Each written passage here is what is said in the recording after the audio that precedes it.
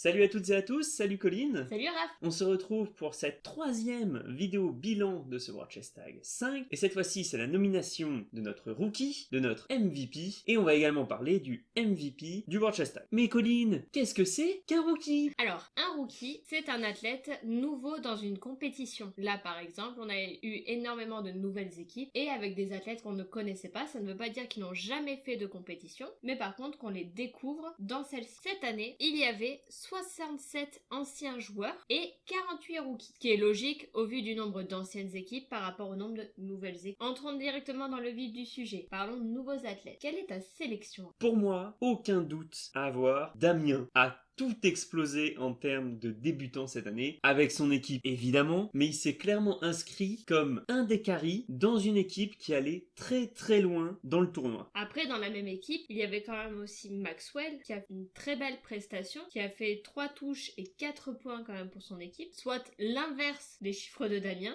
Damien 4 touches et 3 points. Honnêtement, ce qui m'a fait trancher en faveur de Damien, c'est plus son style en fait. Les deux se valaient, mais j'ai trouvé le style de Damien carrément plus intéressant et j'étais vraiment super content de le voir à chaque fois. Tout à fait. Pourtant, Maxwell a fait des très beaux twists dans ses parties. Je me souviens d'un passage à travers la crête notamment, là où Damien était carrément plus technique, enfin en fait mécaniquement parlant, très rare qu'il fasse une erreur. Et on a eu quelques petites erreurs de timing, mais mis à part ça, il y avait quasiment rien à lui reprocher. C'était ouf. Ce départ du cube, c'est vrai qu'il s'est pas mal fait piéger à cet endroit-là. C'est aparté, mais je pense que ça reste l'une des compétences à acquérir qui est la plus compliquée en chess tag. La notion de timing. La notion de timing et notamment de départ. Je pense vraiment que, notamment parce que ce timing il dépend aussi un peu de où tu te places pour commencer. Pardon. Donc je pense vraiment que ça fait partie des choses compliquées à choper. Voilà, donc pour moi Damien ça fait partie d'une évidence, même si clairement est en confrontation directe avec Maxwell, parce que le reste de l'équipe d'Apex Doge encore une fois a été bon, je les mets pas à leur niveau à ces deux-là, c'était clairement les carries,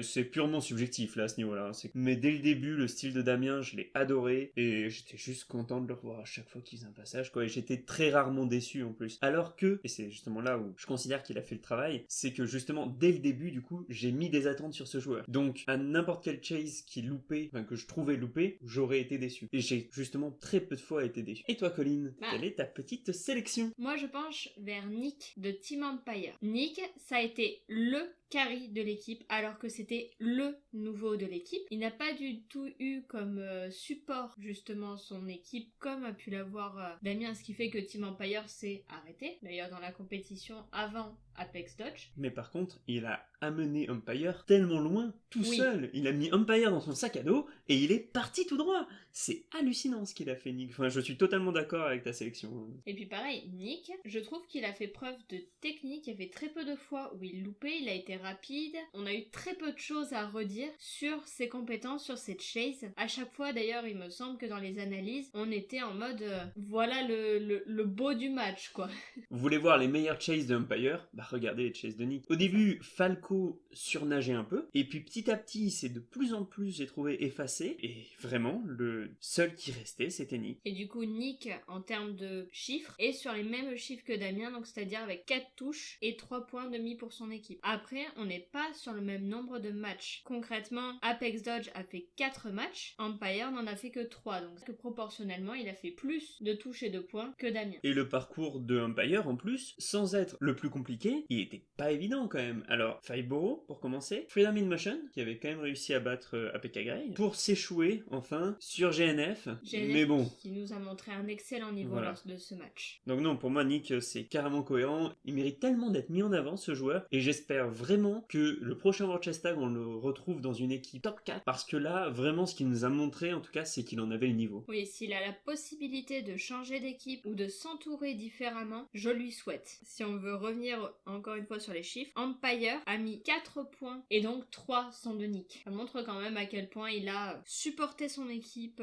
à bout de bras. C'est ça, et même dans le dernier match contre GNF, qui était clairement le match le plus dur, sur lequel ils n'ont mis aucun point, la moitié des tags réussis étaient de Nick. Il en a fait 2, alors qu'il n'y a que Steven et Falco qui ont touché une fois chacun. Bon, n'hésitez pas à nous dire, vous, qu'est-ce que vous pensez de cette sélection? Vers quel joueur peut-être vous pencheriez le plus si vous êtes sur le même avis que nous? On passe au MVP, enfin au Bob, Baron of Bolt. Parlons Bob. Le World Chess Tag a choisi pour la 2e année consécutive consécutive.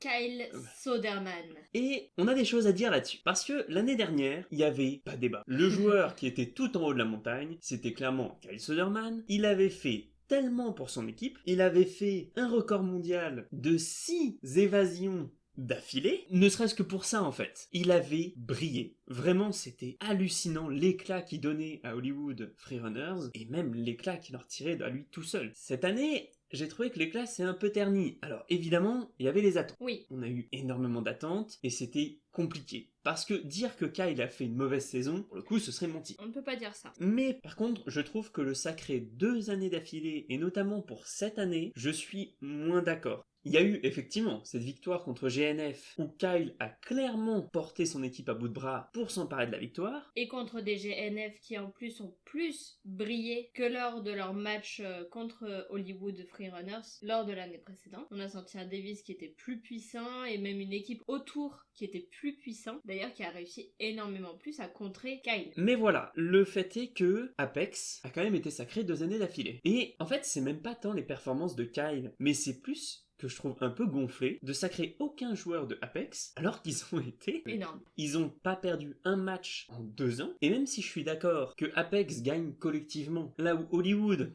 se base uniquement sur un athlète, je suis quand même un peu déçu de cette décision du World Chess Tag parce que j'estime que là, un joueur de Apex aurait été logique. Après, je suis entièrement d'accord avec toi. Ce que je me demande, c'est à quel point le World Chess Tag ne s'est pas basé uniquement sur les chiffres, pour le coup. Parce qu'effectivement, Kyle a des stats qui crèvent le plafond, vu que ça a été le seul joueur de son équipe, et qu'il a mis les points et les touches. Et puis qu'il faisait 18 passages par match aussi. Il y avait ça aussi, évidemment que il n'y a que Kyle qui est capable de réussir ça. Là où, à l'inverse, Apex, en plus l'a joué un petit peu chill cette année, a décidé de faire chaque match avec seulement 4 joueurs, comme s'ils avaient voulu se mettre peu au défi. Mais donc oui, je me demande s'ils ne sont pas basés uniquement sur les chiffres. Et effectivement, si on se base uniquement sur ça, comme on vient de le dire, Kyle, oui, peut être désigné MVP. Par contre, moi je partirais plutôt sur un membre de Apex comme MVP. On a tous les deux notre petite sélection sur le joueur. Personnellement, je suis parti plutôt du côté de Michael. Le redoutable Michael. Et puis très souvent sérieux, parce que cette année on a eu le match contre Apex Doge qui nous a permis de dérider un peu les joueurs, mais souvenez-vous, Michael à chaque fois, c'est le plus sérieux.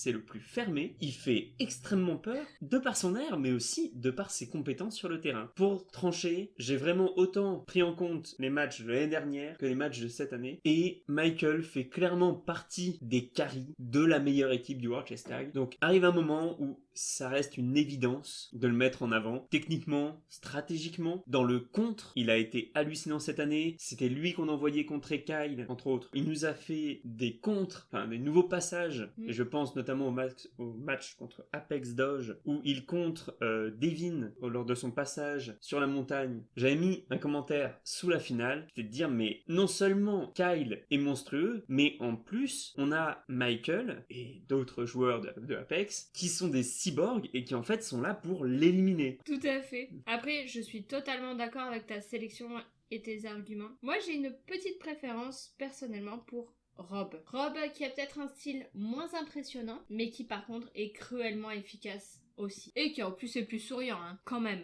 Pour ne rien amène gâcher. plus de bonne humeur que Michael. Rob a fait énormément de belles chases et de bons chiffres concrètement, alors qu'il n'a pas été à tous les matchs, comme Michael. Il n'a loupé aucune de ses chases, et il a même fait des doublés, notamment contre Hollywood Freerunners. Il fait partie, selon moi, des meilleurs joueurs. S'il y a un top 3 à faire, effectivement, il serait dedans, et bah... Top 3 est difficile à faire, mais clairement, Michael, Kyle et Rob, ça semble être une évidence, et déjà l'année dernière. Je tiens quand même à décerner une mention honorable à Davis, de l'équipe des GN. Davis, cette année, déjà, il faisait énormément plus plaisir à voir par rapport à son attitude, le sourire. Il était beaucoup plus détendu, et il a gardé, je trouve, un niveau stratosphérique. Il est super impressionnant, même si je l'ai trouvé moins chirurgical en tant que chasseur que l'année dernière. L'année dernière, ce qui nous faisait triper avec Davis, c'est que il trottinait derrière le joueur, il attendait une erreur, il fonçait sur l'erreur, il punissait. Et voilà. Et il repartait au cube. Avec son style effectivement très fermé. 5 secondes de chase. Cette année, c'était un peu moins le cas dans le style chirurgical, mais du coup, ça rendait aussi les choses plus fluides. Et voilà, c'était super impressionnant. Et quel plaisir ces duels contre Kyle. Après du coup, effectivement je le trouve moins chirurgical en termes de chasseur, mais il s'est amélioré, je trouve beaucoup, en termes de souris. Je pense qu'il s'est énormément entraîné sur ça, c'est pour ça qu'il a peut-être perdu un petit peu